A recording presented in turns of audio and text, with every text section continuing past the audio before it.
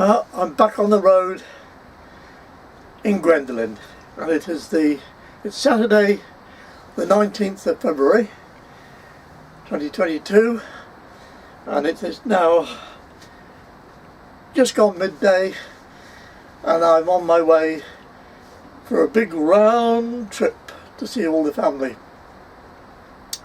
First stop will be Ipston, that's not far from Wallingford in Oxfordshire, and then Woodcote to see my eldest daughter, and then across the Thames, Pangbourne, and up to Purley-on-Thames, where I'm going to stop for a couple of nights on my youngest daughter driveway and her husband Mike.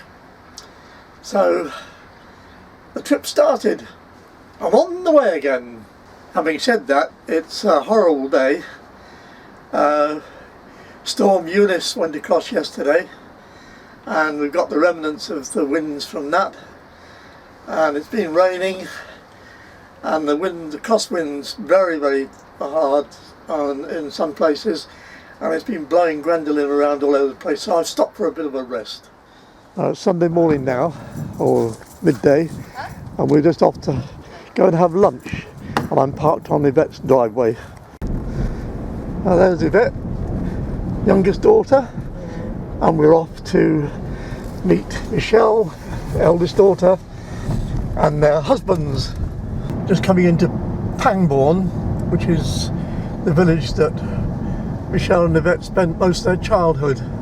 Lovely little village. This is the centre of the village, and those that might be old enough to remember a lady called Anne Packer, who won a medal in the Olympics many years ago. She lived in this village. Yeah, and who else famous lived here? Me! You!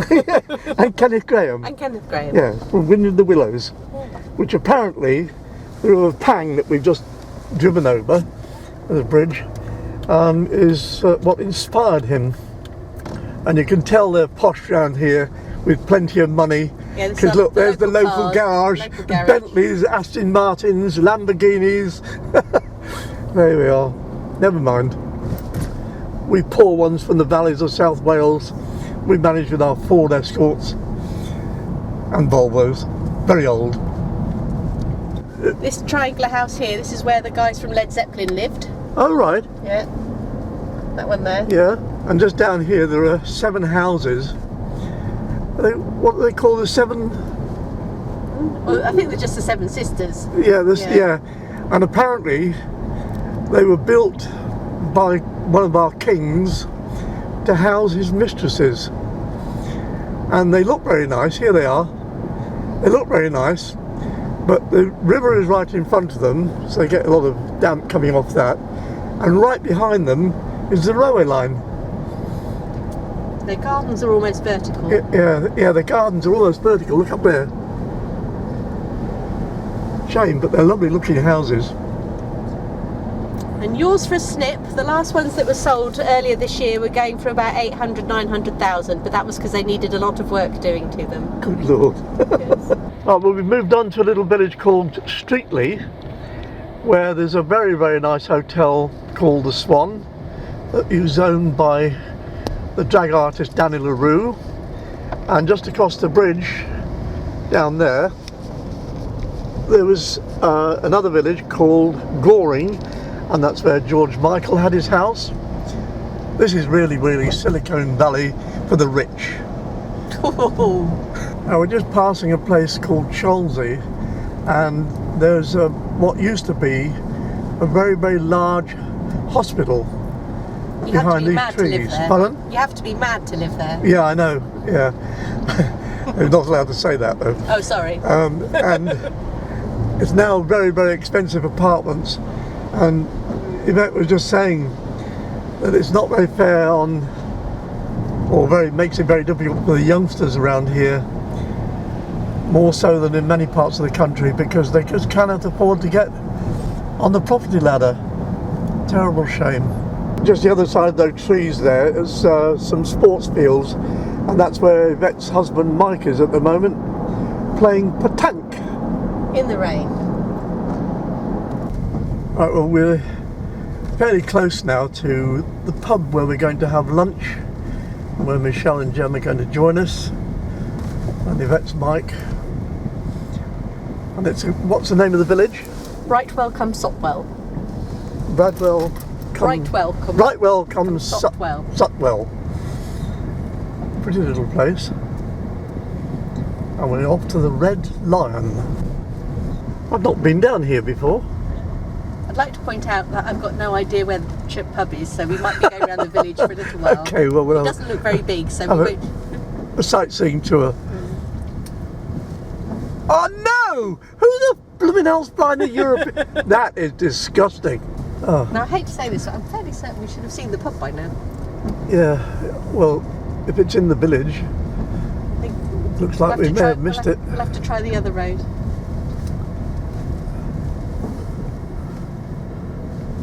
Oh no, there it is. There, the Red Lion. Yeah, okay. Right, we found somewhere to park eventually. Now we'll wander down to the pub. There's daughter number 2. Oh, daughter number 1 there. They're just going in. And I see Danielle, eldest granddaughter's there as well. So it's going to be a really nice time. Wittenham Clumps. Start again. Yeah. To the right, we've got Wittenham Clumps, which is the favourite spot of every primary school day trip out. But I believe they're Iron Age forts, so they're up there, and quite a prominent feature in the landscape. And you can, from there, you can see all the way over to White Horse Hill, which has got one of the oldest chalk horses in the area, and it's full of history around here, as well as rich people. You can see it's terraced on the right hand side. Yeah. There's a little boathouse coming up here on the left hand side, and it's part of Pangbourne Nautical College. They don't call it the Nautical College anymore, but it used to be. The river's running fast. It's just coming up to 1 p.m. 1300 hours. I left my daughter Yvette's house at 10 o'clock, and I've had a drive like I haven't driven for a long time. I was so slow, I have been overtaken by every moving vehicle, and the only vehicles that I've overtaken were those broken down by the side of the road. It's been more like steering a boat than a motor vehicle. The wind's been horrible. It's the after the back end of Hurricane, what is it, Finley or something like that. I don't know. But it's made my arms ache. And I've got about an hour's drive, just over an hour's drive to the place where I intend to stop for tonight. And I've been kept company by Monty. Now Monty, actually, you've been with me all the time, haven't you? Everywhere. And he normally sits in the back of the van. But then I think a lot of people have a Wilson. Do you remember Wilson from that film where the plane crashes and he ends up with a football? And there's a chap called Barry Perrins who is sailing around the world in his boat solo, and he had a Wilson. It was a coconut. Yeah, I know you're not Wilson. You're Monty. Okay, so say hello. Yeah, you're going to stay. You're going to come in the limelight now, aren't you? Hey, you're going to get a bit more involved. Okay, so he's going to get involved. Anyway, I'm going to stop here for a few minutes and just rest my arms a little bit, and then I'll get on the way again. But I did have a fabulous stopover with my daughters and my granddaughters and my great-grandchildren, and it was really, really wonderful to see them all again. And we had some long, good chats. Family. Lovely. is. I know. Bye for now. I've reached the place where I intend to stay the night. It's a little car park just on the edge of a village called Bonsall in the Derbyshire Dales. And I found it through a website called Park for Night. That's the name of the website, and it gives you places, ideas, places you can stop without paying, just for the night, as long as you don't set yourself up look like a campsite. And when I finish this mug of tea, I'm going to take a little walk up there and see what the village is like. But the reason that I've come here is that I'm hoping that tomorrow to go to a place called Dovedale. I haven't been there for many years, and it's a beauty spot. The only trouble is that it's been raining a lot, and on my way here I've come through loads of flooded fields, and there's a river at Dovedale, so if it's too swollen it may have burst its banks, in which case I'll have to abandon that. But anyway, fingers crossed, there we are, fingers crossed. I'll get there and see what it's like these days. When I've been up to the village, I have a little task. The van, Gwendolyn, needs a bit of cleaning, so I bought some new cleaner stuff, and I have a good go at cleaning everything up and see if I can make a spick and span as Jem, my son-in-law, made the outside look. Well, there's the village, the other side of this playing field. Then we'll take a walk across there, see if we can find a shop, because I do need another roll of kitchen roll paper. See if there's a shop up there. And here we are in the centre.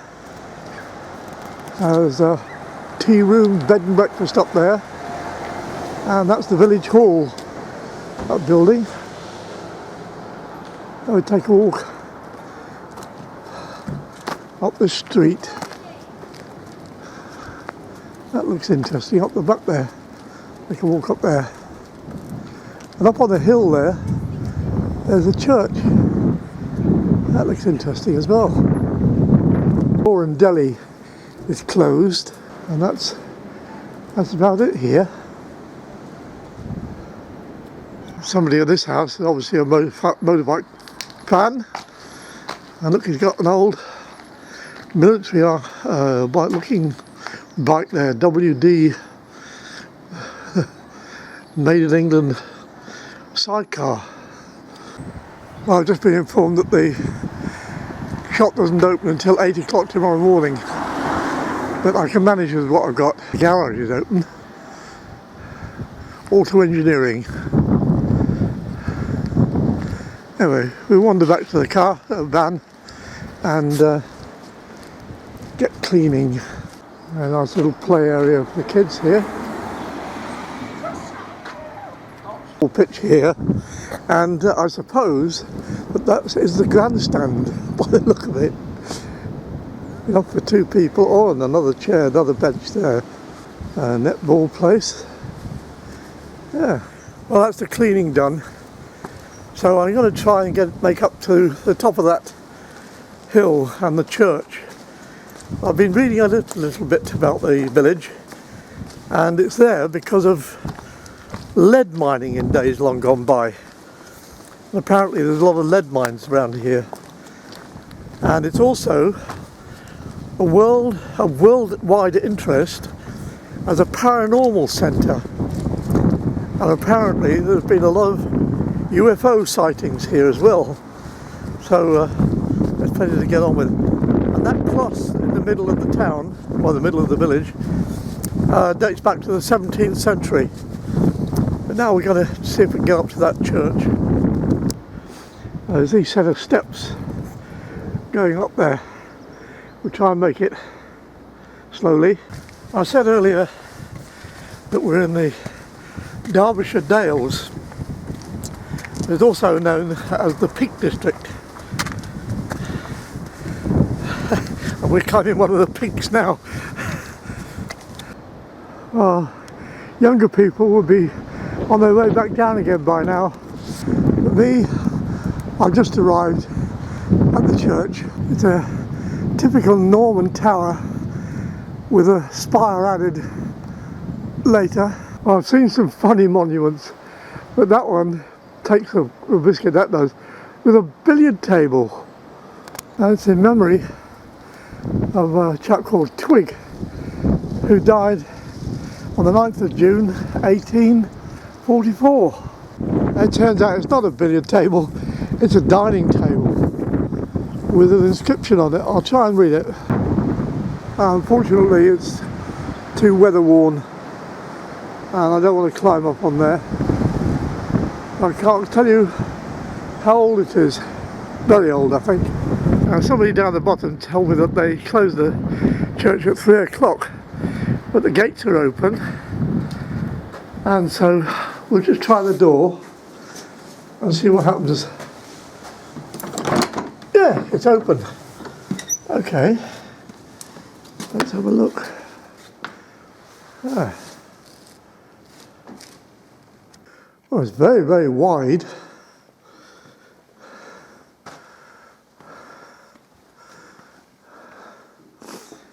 And it still has a rood screen. Yeah, look.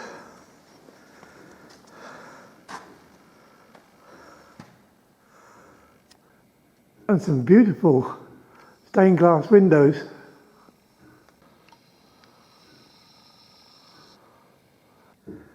And there's a little one. And this is where they ring the bells by the look of it. Yeah, where all campologists come in and pull the ropes. And there's 6 bells there, 6 bells. Yeah. And in the corner over there, quite a substantial organ. And there's a substantial memorial for a person who died in 1773. I'll go out the back way and have a look down this street here. There's actually a little bit more to the village than I thought, and that's further up from where I went past the garage. And I believe I was wrong about that cross being 17th century. It's there's another one down here, I think, and there are some quite substantial buildings here, old. Obviously left over from the mining days. And there's the cross that dates back to the 17th century. And this is the centre of the village. And just look what I found here. Aroma Home Hilo.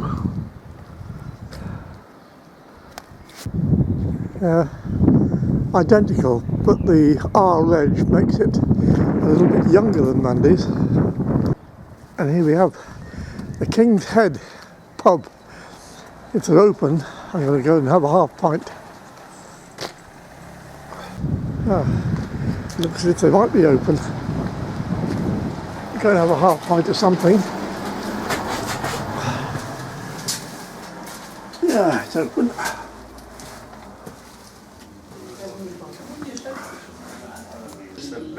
I'm in the King's Head, and this sign is on one of the beams, and I love that sign. Well, if anybody comes this way, I can really recommend the King's Head. What a lovely crowd of people. When I'd first come into the village, I asked somebody where the shop was, and it was closed, but the chap was in the pub, and the landlady said, well, what did you need from the shop? And I said, well, some more kitchen roll, because I was going to clean the van. So she said, oh, I'll give you some. She wanted to give me some kitchen roll. Oh, fantastic, what lovely people. And then we started to chat, and they were very, very, very friendly indeed. So I can recommend this place. It's only small, very quaint, But if you like the paranormal, or you like to go down old lead mines, it would appear that this is the place to come. And if you want to see UFOs, you might see one here too. Oh yeah, and I double checked that I could park where I am for tonight. And they said, yeah, no problem, no problem. Nobody's going to give you a parking ticket there. So it's a really, really good place to park for night. And this is the scene walking back down the main street into the centre of the, well, that's not the centre actually, it's where I thought it was a centre, down there. And this place is for sale. I'll have to look it up afterwards and find out how much they're asking for it. Looks quite an interesting place, with a garden goes up to the rockery up there at the cliff face. So that's about it for the first episode of this trip, and I hope you'll come back and have a look at the Dovedale if I manage to get there, and then my onward trip up to Shipley, and then across to Hazel Grove, and then down to Stone. So bye bye for this time. Bye.